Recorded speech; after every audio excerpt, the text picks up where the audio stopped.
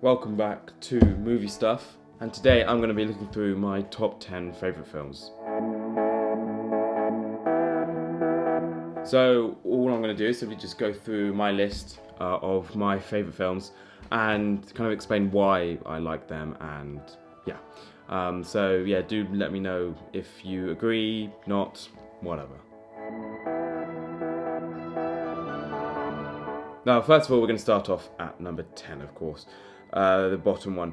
So this one is quite an old film, 1998 film, and it's the first of quite a few war films that you will probably see in this list, and that is, of course, Saving Private Ryan.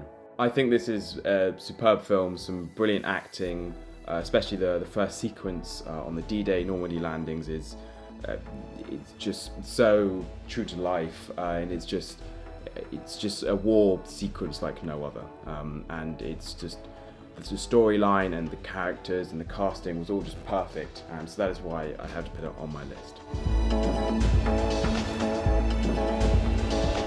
So this next one then is also quite an old film, well, a lot older. It's about 59 years, I want to say, 1963 film, and yes, it is another war film. Nothing like Saving Private Ryan on the kind of the same brutal level, but it is still a war film nonetheless. It's a bit of a comedy, you could say, in one way, and that is The Great Escape. It's just so many things about it. It just makes it such a classic film. The actors, the storyline, the way it was all put together. It's all just very classic. The war films back then were very, very different to the war films that we kind of see now. They had a bit more comedy to it, a bit more lightness to it. Even just kind of the age rating, you kind of saw a lot of PG war films, and now we're kind of seeing brutal 15s. But it is still a superb film, I think, nonetheless, as I said. So yes, that is why it is at my number 9 spot. So next is, yes, another war film. But yeah, this is a film that I saw in the cinemas when it kind of first came out, and it was just massive. It really took me into the film for the whole 2 hours of its duration, and when I exited the cinema, I was kind of just still in shock. The characters and the actors were all brilliant. So this is, as you may have guessed, 1917. It's about World War One. These two people go on a mission, a bit like Saving Private Ryan in a way, to try and stop this massive attack. Now, many people would probably say there's just so many things wrong with this. You wouldn't send two people on a mission to save thousands of men, but we're going to go with it, I think. You may have heard how it was a kind of a one-shot film. It wasn't actually shot in one shot. It had many, many takes. I think the longest take was about 8 minutes, but it was all stuck together, so it looked like one massive take. So next one is, well, I say it's kind of a war film, but it's kind of a comedy film. It's Jojo Rabbit. This was directed by Taika Waititi, who is absolutely superb. Directed Thor Ragnarok, as you may know, really kind of brought the Thor trilogy back to its full glory, where people had never really seen it to that level before. But yeah, it's a superb film. Follows this young boy in Nazi Germany who finds out that his mother is hiding a Jew in the house. So you can probably imagine what that kind of is going to look like. It's a fun film. It's one of those films where it's really well done in terms of having its comedy moments and then having its serious moments. Some films don't do that transition very well, but I thought this film did it superbly, and so many aspects of the film was just superb in terms of the ending, and just other facts about it. It really showed us a glimpse of what Germany was like, but in a comedy way. It was really, really well done, and I think the Taika Waititi, who wrote the film, actually got an Oscar for Best Screenplay. So yeah, it was good. So next one, we have a film about the Cold War. This is Bridge of Spies. It's kind of a political film. You don't really get into the fighting of it all, but you do certainly see a lot of the war, where it was about the Cold War, so it's not going to be about the fighting as such, but it was superbly acted. A few, I know the Oscar nomination at least, I think. Tom Hanks was brilliant. And this was directed by Steven Spielberg, so Bridge of Spies. So now we get to number 5. This is another action film. This is kind of a reboot film of a loved set of films way back many years ago. Different character, or different actor, but the same director. This is Mad Max Fury Road. 2015 film, and 2 hours of just pure excitement and full on. There was really only about 10 minutes in the middle where you could actually have a breather, because throughout the whole film you were literally just taken back and you just couldn't breathe. It was just so full on.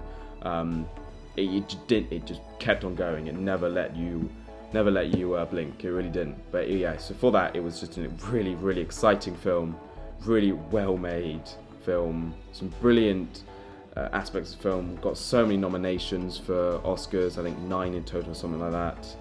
And it was just really full on and really exciting. So then we get to number 4. This is directed by one of my most favourite directors ever, Christopher Nolan. He creates just some absolute masterpieces. He is such a visionary filmmaker. He creates such original pieces.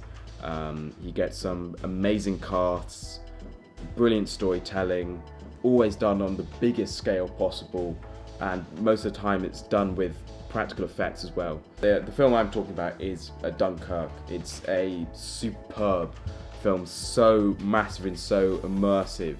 It's like Mad Max. It just doesn't let you breathe for a whole 1 hour 47 minutes or whatever it is.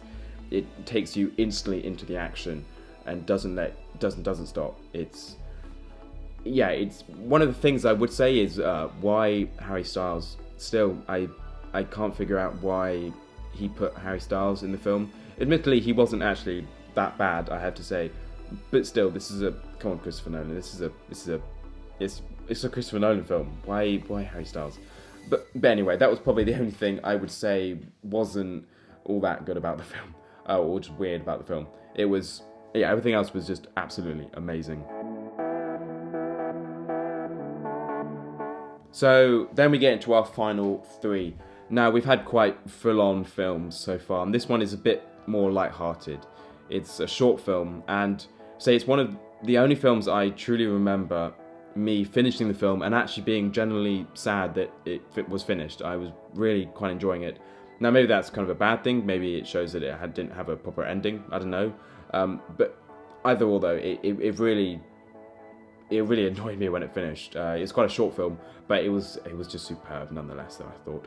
So yes, this is A Midnight in Paris. It's quite a small film, still a Hollywood film, I would say, but not the kind of a $200 million budget film. The film is about this writer, I think, who goes back in time.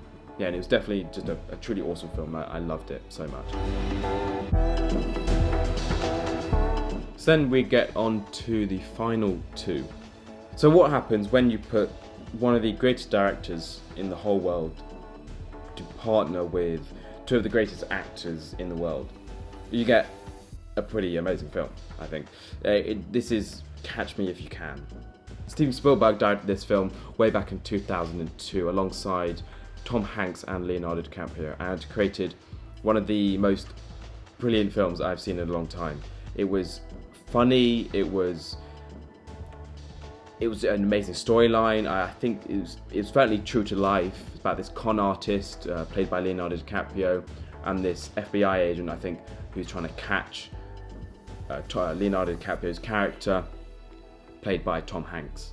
It's, as I said, it's funny, it's a brilliant storyline, it's pretty serious as well at times. It had just an amazing mix of all those different things, and of course with the amazing acting, as I'm sure you can imagine, amazing directing. It really made for an absolute amazing film. It's, I think, such an underrated film, and it's really one of Steven Spielberg's best, I think. So then we get onto the final one. This is a film, as you can imagine, I love.